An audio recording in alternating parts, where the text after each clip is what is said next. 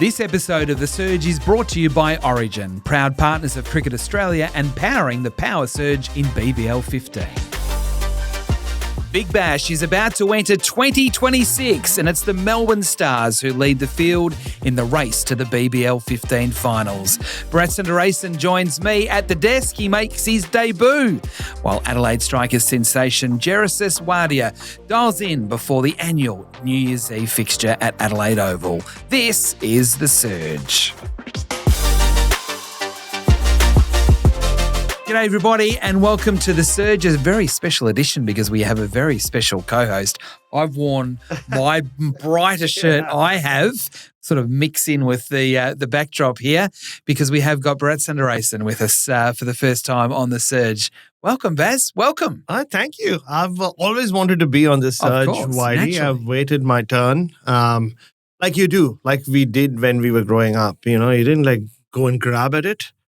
Left balls alone. Oh, they don't do that anymore. No, Sorry. they don't do that anymore. So, it's been wonderful. I've had the pleasure of traveling the world with you, showing you the world a bit through my eyes. You've cultured me. I have coached you in life. And so we had some moments in Grenada and Jamaica, which you will never get back. But no, it's so good to be here. And, because of just the way the Test summer is, often I miss out on being on the BBL train. Like, it's, how long test match days are. So you start at 7 in the morning or 6 in the morning, like I do. You finish at 9 p.m. and then there's only that much cricket you can consume. But yeah, you always keep a keen eye on what's happening. And even though if you can't see each match play out, you always know who's where and what's happening. And it's such a fun product to be a part of. Yeah, we're speaking about Test cricket when we're working together, but from a BBL perspective, as someone that is obviously almost Mr. Adelaide these days, does that naturally make you a Strikers fan? Look, I get asked this question in an AFL sense all the time as well, right? Like that you have to go with one of the two Adelaide teams.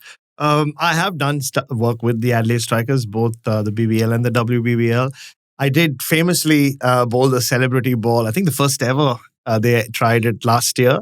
Before the WBBL, I was, me, nothing makes me nervous, Whitey, but I was nervous. I didn't realize there would be so many thousand people in the stands all watching. And the Strikers players, most of whom I know pretty well, they're sledging me, asking me not to do a John Howard. And then I was like, oh God, just land the ball. And when I knocked middle stump out, I felt like a Strikers person that day. When I leapt into the arms of one of the Strikers mascots, I became a Strikers fan. No, it's I think a South Australian trait, as I've learned since I moved there.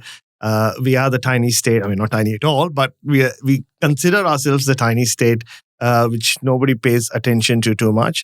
So what the Strikers, both the men and the women, have been able to do, like whether it's winning titles or getting close to winning titles, which a lot of other South Australian teams haven't been able to do across sport. So we take a lot of pride in our Strikers. So, well, I guess I am a Strikers guy, even though I've been on the Renegades rec route and I've done stuff for a couple of other clubs as well. So, yeah, I mean, let's put it this way. I think I have some sort of merch that was given to me from at least 4 or 5 of the clubs. So depending on who I'm with, So they're trying to buy your allegiance. You don't go to them. Why do you let them come to you? Right. That's exactly right. So, I mean, there's so many questions I'd love to ask you about the BBL, but we see the IPL as the sort of the number one T20 competition in the world for so many reasons.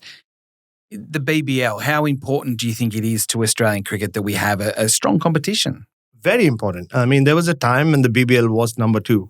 Right? I mean, it was 1A, 1B when the IPL started and the BBL came along, because I was still a journalist in India. I grew up in India. And just to give our Australian viewers and listeners a bit of context, I remember probably the turn of the century. So around 99, 2000 is when we started getting highlights at times. At times, you would get a full match of domestic cricket from Australia.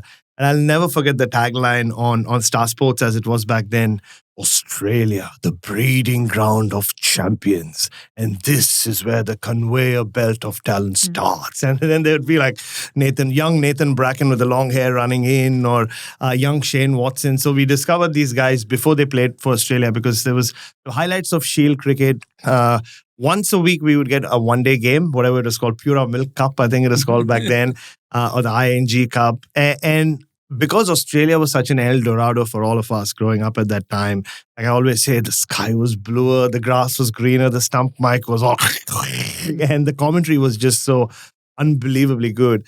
We all gravitated towards anything Australian. So when the BBL came along and became the BBL, there was a lot of excitement in India. We were like, ooh, like, and because early days of the IPL as well. So we'd seen a couple of seasons of it by the time the BBL became the BBL. And you got this feeling that, okay, now this is competition. So you watch IPL during our summer back there, and you watch the BBL during our winter back there. But I think over time, because the IPL just became so big and all these other leagues came into being, I did see the BBL kind of initially lose touch with the IPL and then slowly but surely sort of just like drop down that pecking order, right? When the PSL came along, the CPL came along, and they started getting all the bigger players, and then the clash that the BBL had with other leagues in that December-January period. So I've been so pleased to see the BBL kind of make its way back up in the last couple of seasons. I mean, the numbers these days, or this season, on whether it's on 7 or whether it's like, just people listening and watching, it's through the roof. I mean, we're seeing packed houses. So it's so good to see the BBL sort of get its pride of place back. And it is so important that it continues to happen for Australian cricket, because as important as it is for an Australian men's and women's team to be world champions, or for Australia to remain the breeding ground of future champions, you still need your league to be as important. And this is for, like, England are trying it with the 100, and other countries are doing SA-T20 as well, as played such a big role in lifting South African cricket.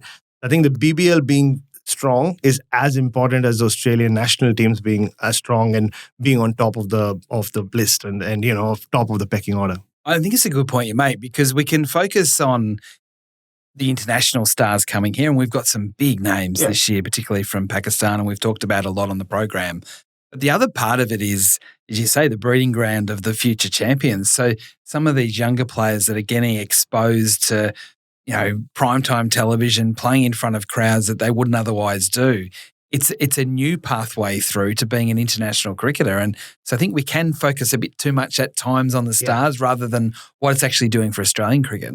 Because Australian cricket, in my opinion, is so different to cricket anywhere else, right? And I've spoken to a lot of cricket fans in this country, the genuine hardcore cricket fans. I mean, as much excitement as they take in all these international stars coming here, whether they're from the Caribbean or from Pakistan or wherever else, the BBL for them is still very much a domestic product. I mean, they take a lot of pride. Take the Strikers, for example. Even, say, 6-7 years ago, I remember going to a couple of Strikers games. I mean, there was still more focus on Travis Head and Alex Carey and Cameron Valente when he was playing, and the local players. So it just felt like an extension of the state team or the extension of the domestic team. So I guess it's easier to do that in Adelaide as compared to Sydney, Melbourne, where there are 2 clubs. But I think there is more focus on the domestic players coming through the ranks and making a name for themselves. I think it's a cultural. What I've learned is it's culturally very Australian in that sense. So we can't. I know we'll talk about privatization and how important that will be for the league, and that has to happen for sure, and it will happen. Maybe even sooner than we expect it to. But I think you cannot take your eyes away from how important it is for domestic talent to emerge and come through. Because I think for the longest time, and correct me if I'm wrong, Wadia, I always felt like the BBL had an identity crisis. Like I maybe didn't know, or the Cricket Australia or people running it weren't sure whether it should be a like for the IPL, or it should be like a league which is like, all these leagues you see in America. I think at one point it kind of lost touch with what it really was. But I just get a feeling in the last 2 years, it's regaining that touch with what it is and how Australian a product it is. And then when privatization happens, you can't forget that either. So it should be privatized. There should be more money coming in. But it should, at the core of it, I still feel it should remain Australian, where the focus is always more on the Australian players, whether they have played for the country or not, with all these foreign stars being more icing on the cake.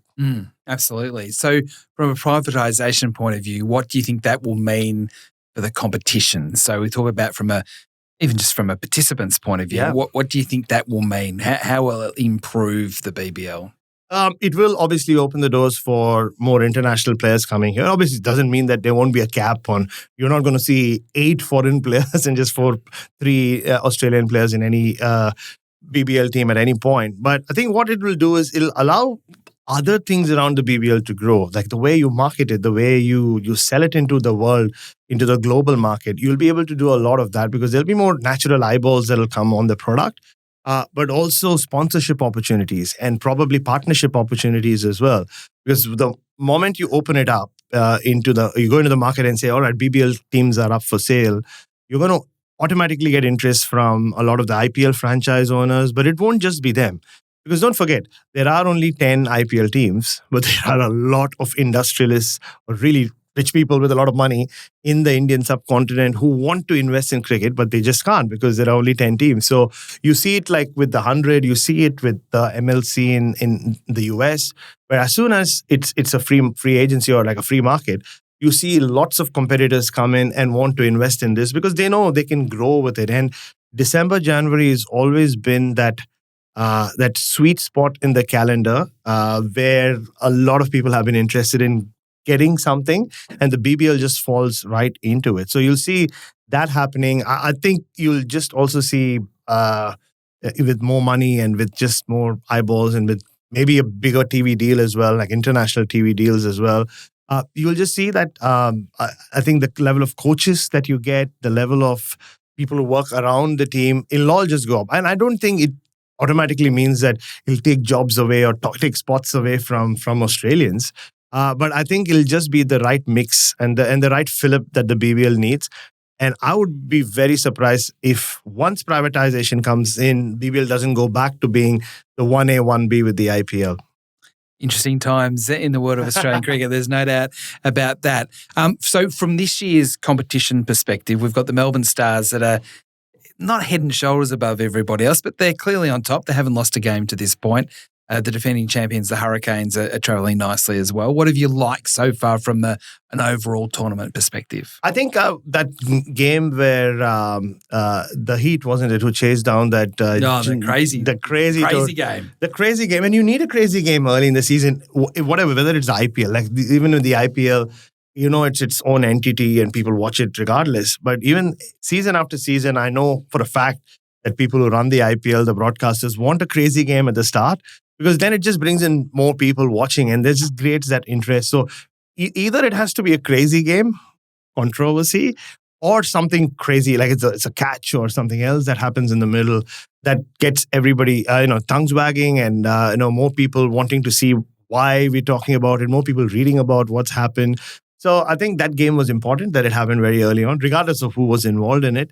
And I guess the whole quest for a team like Melbourne Stars is to go and do that, to win a title. Like we had Glenn Maxwell on our radio show yesterday, and he spoke about how, I know he hit his 150th six, but he wants his hands around the title. Very much like Virat Kohli and the RCB never have won a IPL title. Look, I come from a wrestling background, Whitey. Whether it's wrestling or whether it's sport, that the hero's quest for glory will always be the best story that you can tell, especially if it gets year after year after year, and that the glory bit just gets one step further away from the hero. It just makes for, I'm not saying the Melbourne Stars are heroes by any chance, but you know what I mean. It's just a great story telling aspect of what we do in sports entertainment. So I think I've been very excited with what the Melbourne Stars are doing this year. The idea of Marcus Stoinis and Glenn Maxwell tasting that ultimate success, it feels real now. It probably hasn't for a while, but they've been on a long journey together. But it feels like they're almost driven this year to break the duck. And I'm so excited that they brought in that youngster called Peter Siddle into the mix as well. Like, someone who has won BBL trophies before.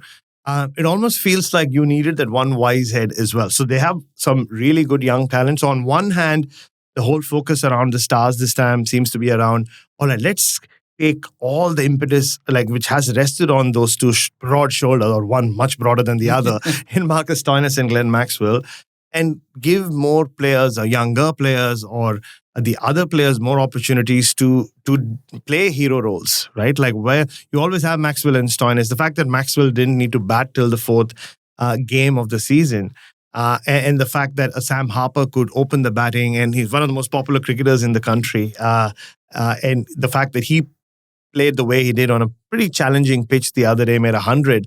So on one hand, you have that happening where it's not all down to Maxwell and Stoinis. But I think it's very important to have that YZ as well. Someone who just puts everything into perspective. And that's the role I think Peter Siddle plays there. I mean, you have the enigmatic Haris Rauf and Tom Curran, who's been playing a lot of BBL or has played a lot of BBL. But I think now they just seem to have the perfect mix from top to bottom, who hopefully can go all the way and finish the story and, get their hands on that title.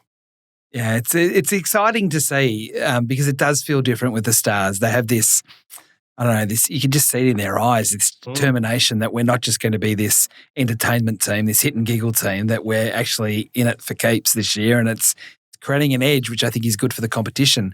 Talk to us about the influence of the Pakistan superstars. Mohammad Rizwan at the Renegades. We've got obviously Babar at the Sydney Sixers and Shaheen Shah Afridi. They're the three. There's others as well, obviously. Yeah. But what do you think that does on a world stage for the BBL? Look, there's always a lot of talk about how big cricket is in India. Obviously, it is. But in a way, I know there are more people in India than in Pakistan, right? And there are more people in India than most countries in the world. But it's more concentrated in Pakistan because that's the one sport that almost everyone in Pakistan gets around.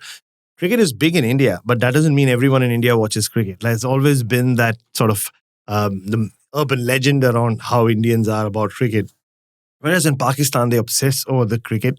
They obsess over their cricketers to a crazy amount where they turn on their cricketers. They go back and forth with their cricketers, however big the stars are, more than any other fans in the world, I think in the sporting world. So, and so to see some of these Pakistan players who obviously for other reasons don't get to play in the IPL. So this is the next big tournament that they can come and play for. I mean, they've dabbled with it over time, but to have such a big group of them and all the big names as well, right? Shaheen Shah Afridi, Babar Azam, like you said, Mohammad Rizwan, some of their biggest names come and play in the BBL. You can see, I mean, the clips, the highlights, everything else, the numbers are just going through the roof online and everywhere else in the digital space. And I would be surprised if Pakistani fans are not forming their own little fan clubs for all these teams. And that's what you get by getting foreign players from certain parts of the world. I mean, going back to my childhood, I remember we used to play backyard cricket and, we used to be Victoria and New South Wales. And it was weird when you think about it. Like, yeah, you guys were playing backyard cricket. It was always Australia versus England. I remember playing for South Australia long before I ever dreamt of living in South Australia or calling myself a South Australian. So you create those kinds of things which only happen in the subcontinent. And it's so good to see. But having said all of that, I'm hoping for one of them to have a really good tournament, like to have a couple of standout performances, and then you will just see, the fandom around the club. I mean, if Mohammad Rizwan does something special for the Renegades, for example, there'll be, big Renegades following. They'll start in Pakistan. Well, I mean, there's extraordinary ticket sales for the game coming up between the Sixers and the Renegades at Marvel Stadium. I think it's sold out pretty much as it stands, where you've got Rizwan against Babar. Talk to us about Babar and just how big he actually is, because we hear it as Australian cricket fans. You've been over there. You know Babar himself pretty well. Just the whole thing that is Babar. No, I mean he is to Pakistan what Virat Kohli is to India. Only difference being, there are a lot of people who hate on him as well in Pakistan when he doesn't perform. But that just it comes with being a superstar cricketer in those parts of the world. No, I remember being there in 2022 when Australia went there to play the 3 tests. And I think we stayed back for a couple of ODIs, if I'm not mistaken. And he made 100 in one of those ODIs in Lahore. And I remember I spent maybe half an hour when I was not on air, just in the stands, just here listening to the crowd. It was my first time in Pakistan. And I was like, wow, this could be anywhere in India. This could be Virat Kohli batting. It had that same atmosphere. He's probably the most common T-shirt you see in the crowds, or just on the streets where, when people are just around the cricket or just otherwise as well. So that was Babar Azam at his peak. There was also Mohammad Rizwan at his peak. So those two in particular, it felt like they were cricketers who all of Pakistan liked. So Pakistan might not be the biggest country in the world, but it's divided by regions. So there's the Punjab region, just closest to India, but then you also get into the Northwest region. And I remember playing a game, I know I digress, but a media game during the 2011 World Cup, YD. I was the only Indian in this World 11 of sorts. Everybody else was Pakistani. And depending on where they were from, like if someone from Karachi was given the ball before the guy from Lahore, they all like would storm towards the captain and say, how can a Karachi guy get the ball before us? So there's a lot of division there as well. But I think Babar Azam and Rizwan and maybe even Shaheen Shah Afridi have been able to kind of bring people together. So it's big. I mean, he can't live a normal life over there. So he probably just settles back into his bubble. And it's the same for Indian and Pakistani cricketers. I mean, during COVID, we all spoke about bubbles and, living in bubbles. That's just everyday life for an Indian or a Pakistani superstar cricketer. So they are not used to it. So, and to your point as well, there are a lot of Indian fans here, but there are also a lot of Pakistan fans. We see it every time Pakistan come and play Test cricket or one-day cricket. And for a lot of them to get up close and personal with a Babar Azam is something that they can only dream of. And the fact that they can do it at the SCG or, they can do it at Marvel and they can do it in Australia, with home away from home as well, just adds that extra layer to it. So they've come, but Ravi Ashwin didn't come. He almost came. It wasn't for a dodgy knee. Now, I know you know him extremely well. What would have happened had he come? I think, firstly, I'll give you a bit of background on how that whole thing worked out. So R. Ashwin announces his retirement from the IPL. So there's always these questions that I get asked, why can't Indian players go and play? It's just a business. It's pure business because the BCCI don't want the market to be diluted, because there's always been this fear that if a big-name Indian player goes somewhere, the sponsors go with him, right? And they don't want the market to be diluted. That's why you need to officially retire from the IPL and as an Indian cricketer to even think about doing something like this. And it had to be R. Ashwin. He's always thought outside the box. At a time when most retired cricketers of those credentials in India go into the commentary box, he's just started his own YouTube channel and he's just got millions of followers and he's doing really well with it. So similarly, when he announced his retirement from the IPL, I just a teaser of a message I sent him. Hey, you should come and play for the Strikers. What do you think about it? And then I didn't realize that he was taking it seriously. He was actually planning to do something like that. And then credit to Todd Greenberg, I think he got wind of it. And then he reached out to R. Ashwin and the chats were very, very productive from the early going. So my role in all of that was to explain to Ashwin how it works here. They're not privately owned, the BBL clubs, but they're privately managed. And, to explain to him, it's not so much about the money here. You're not going to get an IPL deal sort of money here, but they will work around it. And so it used to be an interesting period. So he would speak to all these clubs who were reaching out to him. At least 6 of them, I think, reached out to him personally. And then he would talk to me and we'd go back and forth. Oh, this club, but maybe you should consider going to that club. And eventually, full credit to Trent Copeland and the Thunder guys. I remember one day, and I like to embarrass Copes with this because Ashwin called me one day and said, oh, Copeland, what a nice guy. Yeah, he just sold it so nicely, and he really, I want to work with him. And I said, there you go, he's a nice guy. I know. I worked with him quite a bit for Channel 7. And then, so the deal was done. He was so keen to come. So he was not just keen to come and play in the tournament, Whitey, because he is a cricket nut. He watches everything. And I remember Trent Copeland telling me the first time he had a conversation with him, Ashwin was talking about the Thunder players, the domestic Australian players. Yeah, I really am impressed with that guy or this guy. But that's just him, that he watches more cricket and analyzes more cricket than maybe even you and I do. So he was so excited to come here and play for Thunder, but also be part of the whole of the BBL circuit. There was also a lot of talk of him helping out and spreading the wings of the Thunder into the Western Sydney region, which is very multicultural. A lot of people from the subcontinent are there. But most importantly, and look, this doesn't mean that he's never going to come. He will come next year if he's fit. Unfortunately, he was on crutches till just a few weeks ago, and he's back on his feet now, so he'll start training, and he's very keen to come next summer and play. Whether it's for the Thunder, it will be for the Thunder, I assume.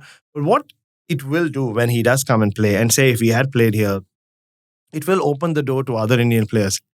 For start, like this is two-pronged. The first thing is, yes, it'll open the door for whoever it is, like, and however high profile they are. Once they're done playing for the IPL, or once they're done in the IPL, if they still have the little worm in their head going like, maybe like I want to the flicker, one more like thing, because coming and playing cricket in Australia even now for an Indian cricketer is up there with probably the best experience out there. They would want to come, and I think it will open the doors for whether it's a Kohli or a Rohit Sharma or not to just come and get a taste of the BBL for a season, or to be away from the maddening crowd and the whole intensity of playing cricket in India, whether it's IPL or for India. And I thought it was a big boost for Cricket Australia in their quest to bring privatisation into the BBL. Once you start, even the idea of an Indian cricketer of that note coming and being part of the BBL, and suddenly you're like, your dialogue with the investors is very different, right? It sounds very different. So I think it will happen, and I think it'll be a big, it'll be a turning point for the BBL. It's a pity it's not happening this time. And I can tell you, I speak to Ashwin every week. I do his YouTube show. And he still is so disappointed that it's not this summer. But this is from Ashwin to everyone else watching this and listening to this. He'll be back. He wants to come and entertain you guys. Well, our special guest on the show today is Jerrissis Wadia. Now, really looking forward to. He just exploded onto the scene in the last week. So he's going to be our special guest. But before we get to him, one more question. The Big Bash. Have you got a moment that stands out for you as your favourite? It's a tough question. Yeah, no, I know. Look, I can easily say it's the Travis Head 100, famous 100 New Year's Eve, wasn't it? But I think I'm going to go with Shane Warne, Marlon Samuel. And I'm a wrestling guy. The wrestling thing coming out in your ear. And as I've told you before, I'm very good friends with Marlon. Not too many people will say that. And that was real Marlon. That was real Warnie. And they've had a long history. And it all just played out in front of us. And Aaron Finch, poor guy, was at the other end not knowing what to do. But I think that clip must have done more rounds around the world at that stage than any six or any boundary or any wicket that had taken place in the BBL. You need a bit of that for whatever league it is or whatever sport you're playing, Bidey. So that has to be my favorite moment. When you talk to Marlon about that, what's his view on it all? What's his perspective? I think it goes back to a long history of just playing against Australia and the whole feeling within the Caribbean, not just Marlon, of, as some of them say, they like to give it, they like to take it back. So I think there was a lot of that. Because that was the period where, you had Australia traveling there, and Warnie had retired from international cricket. Because there was a lot of friction between, the Gales and the Samuels and those guys. And the Australian players back then. There was a 2006 Champions Trophy game where it got pretty ugly, and then Jerome Taylor took a hat-trick. You remember that at CCI. So I think it was all part of that. But I don't know whether Shane Warne was playing up to the crowd. Marlon certainly wasn't. And I think it was very, very personal for both. And Marlon will tell you he had the final say when West Indies won that World Cup in 2016, when he stormed into the press conference room, not knowing, and with the media manager not even knowing. He just walked up to me and said, "You stand here," and he just sat on the chair with his feet on the table and randomly spoke about Shane Warne and how he doesn't like his face. Only Marlon can do that. So it was a personal thing which got played out on the big stage. The best wrestling angle ever in cricket. Exactly right, in the middle of the MCG. All right, we're going to take a break. We're going to come back and talk to someone who took the BBL by storm the other night. What a first impression to make. That's next. All right, the offside. Whoa! Wow! That has gone a long way. Oh, this one flicked over the top, back-to-back sixes from Wadia. This time he's gone over. Is it another one? 3 in a row. Wow. It's unbelievable. Wadia, 3 in a row over the rope. A still can't believe how good that was, seeing those sixes the other night at the Gabba. And they were hit by Jerrssis Wadia, who joins us now on The Surge. Jerrssis, I've watched it plenty of times. My kids have watched it plenty of times. How many times have you watched it? 500,000 times. What a wild start.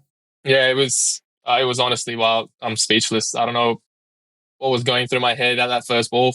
Just reacted and just kept going with it. And yeah.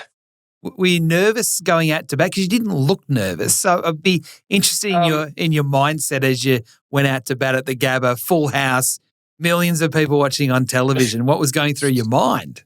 Well, I wouldn't say I wasn't nervous, but there was a chat with, like, Haney told us to just give ourselves absolute freedom. And the way he's been talking to us and me particularly helping me in terms of full backing, and just I wanted to express as much as I can. And yeah, I was nervous. I'm not saying that I wasn't, but it was just about me expressing at the best of my abilities and just being committed to what I do. And it happened, luckily. I watched it, funnily enough. I was at the MCG, so I just covered another crazy day of Test cricket. And I was like, oh, I thought I'd seen a lot in cricket, but this is crazy. And then I was still back there in the MCG commentary box, finishing my pieces, writing. I looked up at the screen and I saw you hit those 3 6s, and I went, wait, hang on. The day just got crazier. So, I mean, it's not just the fact that you hit the sixes, it's the fact that where you hit the sixes, and of a pretty experienced bowler as well. Yeah, no, I mean, I've been practicing a lot with those ramps and stuff. I've been doing a lot of drills with that. But the most important thing is backing the ability and backing my skills. And if it came off, some days, other day won't come off. But the most important thing is that backing your skills. And I think I backed it and I was 100% committed. I nailed those, which was pretty cool. And good to do that in the second game, I suppose. Yeah. And what was Payne's reaction when you went back? He's put a lot of faith in you, and he's been a big supporter of you. So when you pulled that off, like eventually when you met him after that, what did he say? He was really happy. He was stoked. His reaction was, he came up, he sat beside me, and he told me that this is something which is really special that I've seen, and he has never seen something like that, which was really cool to hear. And yeah, it was really nice to get that feedback from your head coach. It makes you feel really comfortable and confident moving forward. So, he was really happy. Would have been better if I could have pulled it off, but yeah. Jerrssis, it's an interesting name, and I originally come from Mumbai, so it is a Parsi name, and we were just speaking about it off air. Not a lot of people in Australia know much about Parsi, so even Adam White, I just finished giving him a 40-minute lecture on Parsis, like where they originally come from, and how Indian cricket was just littered with Parsis for the first 30, 40 years. So can you just tell us about your background? Cricket is in our blood. Parsis love their cricket, love their beer, love their drinking as well. I don't drink. But yeah, cricket is in our blood. I think the first Indian cricket team was Parsi. All 11 were Parsi. But yeah, it came from my grandpa. He has got a Guinness World Record for an oldest player to score 100. He scored 100 at an age of 63. And my grandpa wanted my dad to become a cricketer. Wasn't good enough. Couldn't. And then I lived all my life with my grandparents. And yeah, it's my grandpa's goal that I'm walking on, and that's his dream. And yeah, it's in our blood. Bit of background. Yeah, we originated from Iran. But yeah, it's one thing's for sure. Cricket is in our blood, and it's in our family. And yeah, great story. So, how did your family react? We've asked you how you reacted to what you did at the Gabba. How about your family? Seeing you there on the big stage. Yeah, they had mixed feelings because I got hit on the chest. But they were speechless as well. My mom started crying. Now she was really emotional. My grandpa, dad, they were all watching. They all started calling me and stuff. They were so happy. I was I was really, really happy to see them like that. I've never seen them that happy ever. And yeah, it was actually so nice to see their reactions. They were really excited. There was a little bit of coaching also from my dad. That why did I play those kind of shots?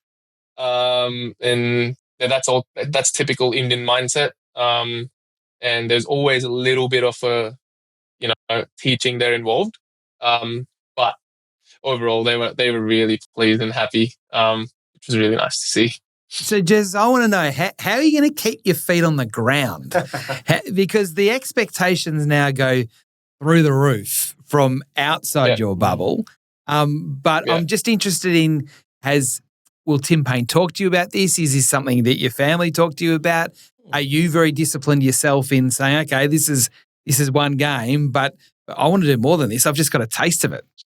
Yeah, absolutely spot on there. I think now I have to be more aware and more focused on my skill. And I just have to be really sure what I can control and how I can move forward. I had a really nice chat with Connolly because he's been into this for a long time now. He's copped a lot of praise. Also, he would get that same person who's praised him 2 days before, he would be spraying him the next day. So that's basically how cricket works and the outside world is. But again, if I can stick to my process and just stay focused on what I can control. And the most important part about cricket is the next ball, whether I'm bowling, batting, fielding. And if I'm in that moment present on that next ball, that's pretty much it. I can't do anything else.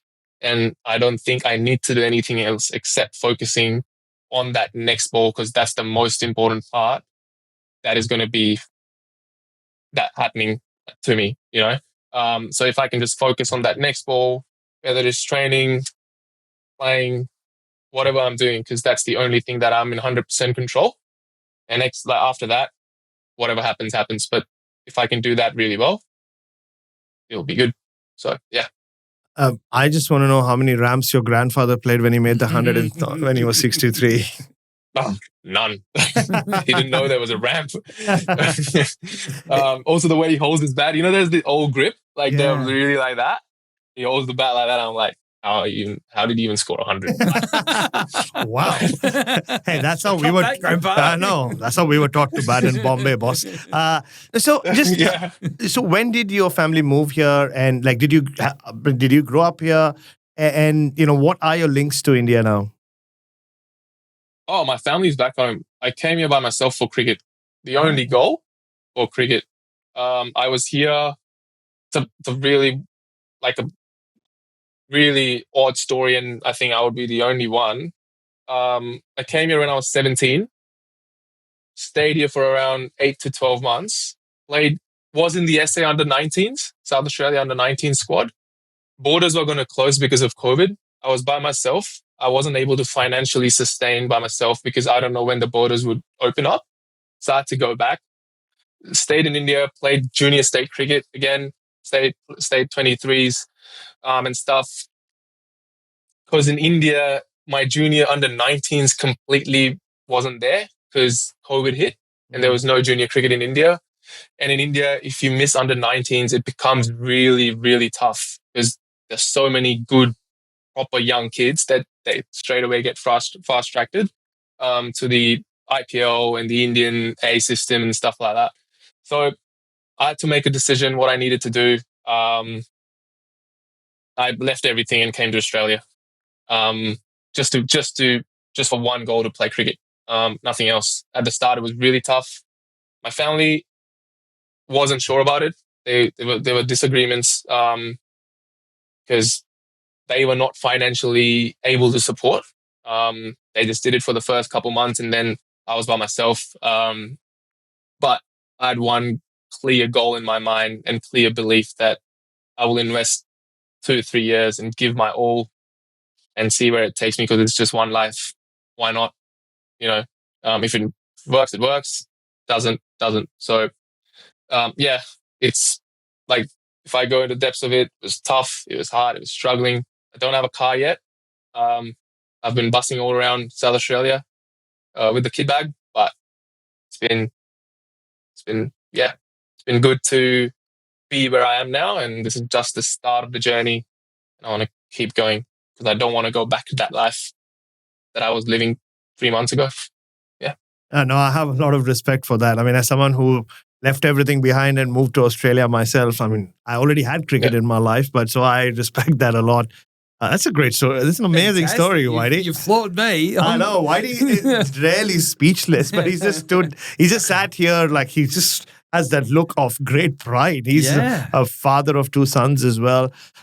So in terms of being noticed by Tim Payne and the Strikers, how did that work out and how big a moment was that for you? I mean, especially after the sacrifices you made. Oh, it was unbelievable. It all started last year when there was the India tour of Australia, BGT. I bowled to Heady and I think McSweeney. And they wanted to face some left arm spin. I did that and I bowled well to them. And from there on, I don't know, something clicked. And I was like, hang on, I can actually play this level. I actually watched them live and bowling to them. I felt like they're obviously great, but the skill level, it's not a lot of difference. It's just their thinking and their mindset and the way that they read the game.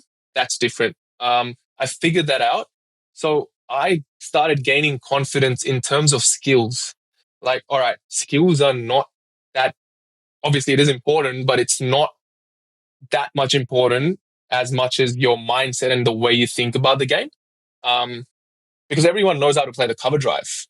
Like a good under-9 cricketer or a good cricketer knows how to play the cover drive. But a cover drive at MCG will be different to a cover drive at Adelaide Oval. The wickets will play different. So that's where the good players and the great players assess and adapt. And that's what I started working on rather than just hitting balls, trying to get some new shots in my book or something like that. I was just focused on how can I get fearless? How can I not worry about what's happening? And then there was a little it was a little tournament that happened all of a sudden in Melbourne. I was picked as a left arm spinner. And it was a T10 tournament. It was Strikers Academy. And the first game I played, the only opportunity I got to bat, I was 8. My number was 8 or 9. It was 2 overs to go. I hit first ball for a 6.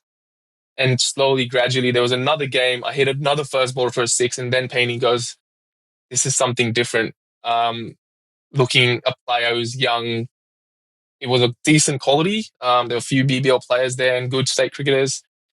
But yeah, and then I met Payne, got more confidence. The more I started doing that, Payne came up to me and he started telling me that this is what you're doing and this is something which is really good and really nice. And that gave me a lot of confidence that, hang on, this is something that is working, being fearless, being open to everything and just trying to express my game out there in the middle. And yeah, it started from there. The tournament went really well. And then I joined the Saka Academy. I was lucky enough to be picked in the the Adelaide Strikers Academy. And I trained a lot with them, learned a lot from every player. I used to ask a lot of questions. There were times when players didn't want to answer. But I was just super stoked to be in that environment, training at Adelaide Oval. I'd watch Virat Kohli hit, that little clip, 2018 clip at Adelaide Oval. And I was batting there and I was getting goosebumps that, man, he was literally here and smacking balls all around and I'm batting here and I'm training here. And I straight away called my grandpa and I told him that this is happening. I'm going to trainings at Adelaide Oval, clicking photos of Adelaide Oval. It was amazing. But yeah, they supported me a lot as well. They knew I was struggling. They helped me out with whatever they could. And yeah, from there on, gradually, just the hunger. I just wanted to make sure that I keep on pushing. Yeah, and that was it was nice. Oh, you're telling this story so well, Jerrissis. It's it is incredible. So, you may have already answered this question, but who are your heroes growing up, and who are your heroes now? Players that perhaps you try and emulate. It might be your grandfather, but from an Indian point of view, or it might be Travis Head. I don't know. Tell us. So growing up, it was Jerrissis lefty, good, really good swing, smooth batter. Also had a really tough phase in his life with cancer, and he came back, got 150 in a his highest one-day score. So he was my main hero. After him, obviously, as an Indian, Virat Kohli. Just the way he's been, like in white ball format, especially one-day cricket, and over here out here watching Travis Head, his mindset mainly, he's so free and just trying to like mix everything and trying to like gain their best and just learn what they do their best and trying to put that in me. That is what I've been trying. And yeah, those three especially, they're unbelievable players, human beings. And yeah, just trying to be like them and aspire to be like them. And yeah, they've inspired me a lot. And then my last question for you is, where do you want to end up? What's the end game for you, Jerrissis? Oh, I want to play for Australia. I want to play Australia, red ball and white ball. And that's the goal. That's the goal, and not just a game. I want to have a longer career. I want to work hard. I want to get better. I want to learn. And yeah, that's the goal. I want to get better as a person and just learn. I've been learning so much, and this game is all about that. Learning every day and learning every game. It's a really early dose for me in this environment now. But yeah, that's the goal, and that's always has been the goal. And just trying to improve as much as I can in every aspect of myself and my cricket. You say, "Oh, you've never seen me speechless." I've never seen you speechless. No, it's an amazing story, and I'm proud to call him a fellow Adelaidean. So you might have a manager in about 5 minutes. Yeah, I think I'm already signing him up. I've never managed anyone before. No, it's awesome. Like, I'll be there at the Adelaide Oval tomorrow for the BBL game. So I can't wait to see you in person. And and if you're bowling to anyone in the nets, the chances are I was stood behind the net, so I have already seen you bowl. Is there, it's a tough journey to leave, the country you were born in and to come to an alien land and to create your own space. Is there anything about India that you miss, or is that I don't, but just wanted to put you on the spot there. And just the other aspects, the non-cricketing aspects, how challenging have those aspects been to fit into society here? Oh, India, I miss all because of my family. I miss my family a lot. I went for a brief period to India for 10, 12 days because my grandma passed away last year. It was really heartbreaking. But my family, because as you know, how emotional we are. We are so touched to our family and the way I was treated, because I was the only kid in our whole family. Because my grandpa has got 3 kids, 3 boys, and I was the only kid for that period where you're pampered, you're the main part of that family, and I was so close. That's the only part about India I miss, and also bowling on those red soil wickets. Sure. Wouldn't mind bowling on those wickets as well. So I miss that a little. But mainly the family. Yeah, that's been really hard because I didn't know how to cook. I used to cook by myself. So every part of myself, like washing clothes and cooking dinners, and it was just so hard, because then you get the value and understand how important your family is. And that's what I noticed as soon as I came here, and I stayed here for a couple months, and I was like, nah, I should be grateful for the life that I'd had in India, and now I miss it, But it's a part of the journey. And again, that drive just kept me going. Learn how to cook, learn how to, do what I can, learn how to stay independent. But yeah. I just want to confirm, how old are you, Jerrissis? I'm 24 now. Just turned last month, November 22nd. Very Came here when I impressive. was 20. Yeah, it's so impressive and thank you for sharing. It's one thing to have the story. It's another thing to share it and to be able to share it as well as you have. So thank you so much. And as we leave you, I'm now starting to get a bit confused. Will we call you a bowling all-rounder, a batting all-rounder, as my kids would say, a 50-50 all-rounder? What would you describe yourself as? I'm happy with 50-50. I'm absolutely happy with 50-50. If you can add like a little fielding as well, that would be nice. All right. Well, one thing I'll be certainly doing is adding him into my Supercoach team after hearing all of this. Jerrissis, thank you so much.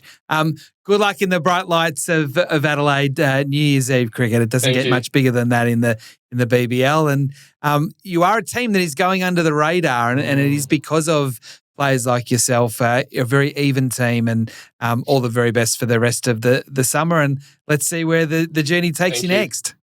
Thank you so much. Also, a question for you guys. This was my first interview in my life. Wow. How do you think? What do you rate me?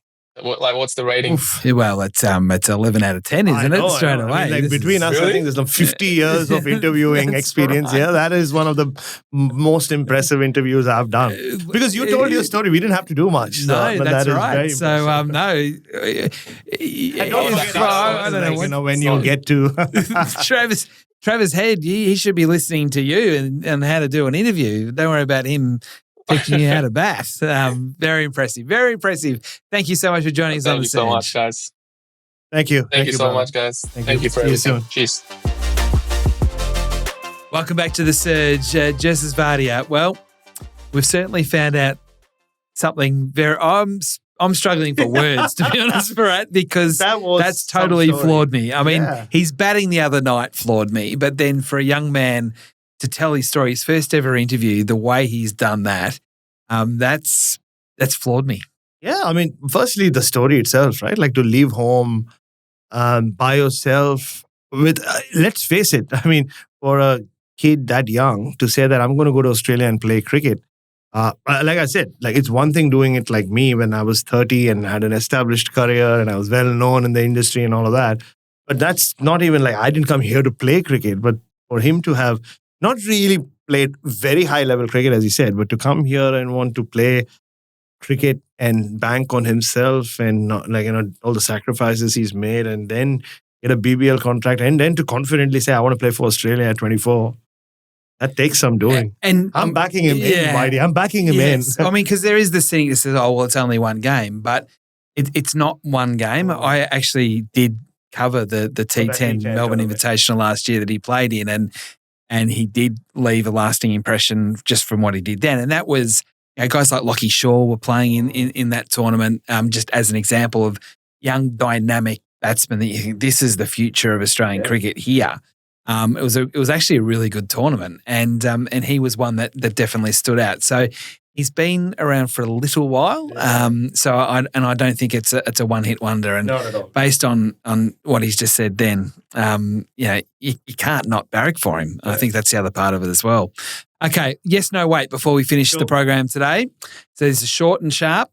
Babar Azam fans would be disappointed with his BBL season to this point. Wait. Is that an answer? Yeah, that's it. That's an answer. I mean, because he's made a half century now, hasn't he? So he has. It takes a while, Baba, once he gets going. That's just how his innings go as well. Yes. Once he gets his eye in, look out. Okay. David Warner should be opening the batting for the Thunder and not sitting at number 4. Yes, I think he needs to. Look, I mean, David Warner, I don't know how many more seasons of BBL we have. Selfishly speaking, I know he's doing it for the team and, I get it. But I just want to see him open. Again, I mean, he's a pioneer, isn't it? Like he revolutionized opening batting in this century. And I just want to see him go out as an opener. And I think because the power play is only 4 overs, it's not the traditional 6. I think he needs to be batting in those first 4 overs for the team as much as for himself. And Jake Fraser-McGurk's got the same issue, I think, at the Renegades. You kind of got to put them in where they do the most damage. Yeah, I think that's how it is, especially with the BBL and, like you said, the format where it's just 4 overs. Allows him that freedom as well, right? Like, especially someone like David Warner, who isn't playing regular cricket as he has been for so long. I think he'll just free him up a little more, but he's definitely taking a call for the team's sake. But yes, I hope to see him back as opener. I agree. Cooper Connolly, is he officially an all-rounder?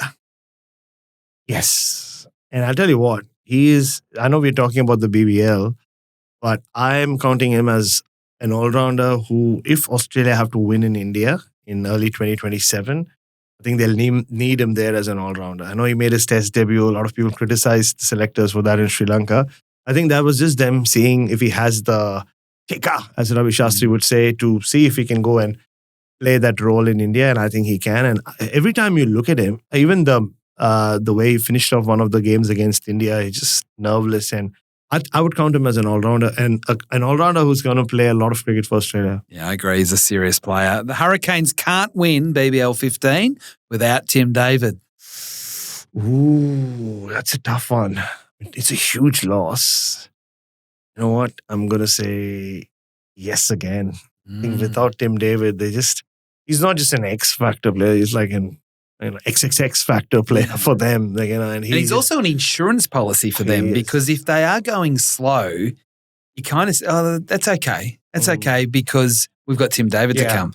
Now, Matthew Wade did the job for them the other night. I get that, but it's more what it does to other players, not just the runs that he scores. It is. And because his T20 game in the last 12 months or so, Whitey, I know he's a T20 gun. He has been for a while now, for a few years, but he just feels like he can now bat in different positions. There was that period, say, in the IPL or those tournaments, even for Australia, he was like, there's this talk that give him 7 balls, that's it, and he'll turn the game around. But now he's batting at 3 and 4 for Australia as well.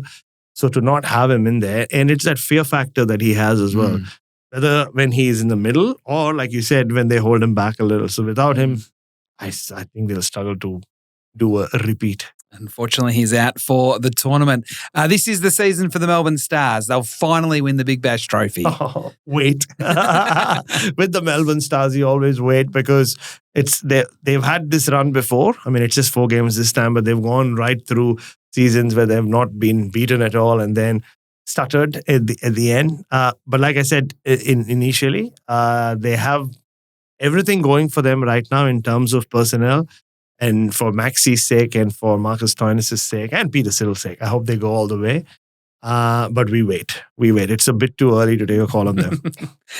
This New Year's Eve game at Adelaide Oval is the best fixture on the BBL calendar. This is a half volley for you outside of stump. Yes, and I'm going to smash it to the boundary like Travis Head and say yes, a big yes. Absolutely, and you'll be there, no doubt, tomorrow night at Adelaide Oval. Okay, we're going to wrap up the show now. Thank you, Bharat, for coming in. It's a very impressive debut performance, I would have thought. Thank you. I think you've done very well. A bit like Jerrissis Wadia. That's right, exactly. Hit my shots. Exactly. And for everyone at home, don't forget, if you haven't already, please download the BBL, the Big Bash app. It's got all the information there, news, scores, interviews, everything you need, all the colour. And also what you can get, and now I don't think you're onto this, is the Big Bash Grid. It's a game that Aaron Finch is officially obsessed by. I think Jake Fraser-McGurk might be as well.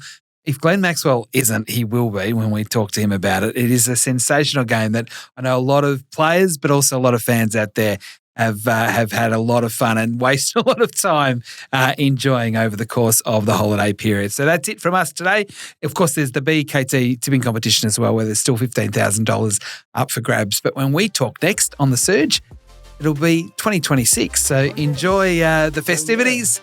Have a great Happy New Year, and we'll see you again soon on The Surge.